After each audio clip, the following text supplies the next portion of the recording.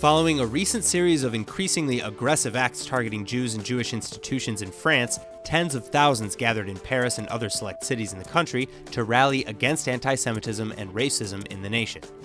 In Paris's Republic Plaza, demonstrators of all faiths and backgrounds came together under the theme of "That's Enough," including even former Presidents Hollande and Sarkozy, along with Prime Minister Philippe. And in fact, anti-Semitism has been sharply increasing in France, as well as in other parts of Europe and the West for some time.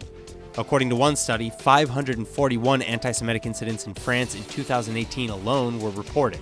That's at least one incident per day, at an increase of 74% over the year before.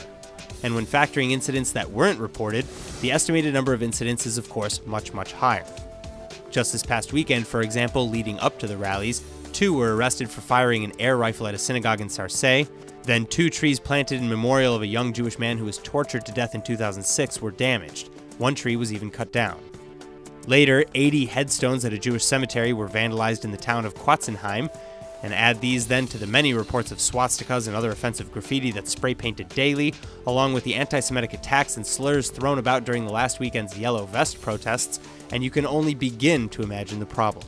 Danny Trom, a sociologist and author of France Without Jews, explains further that, quote, "This is a low-intensity war, the likes of which has no equivalent in the history of France."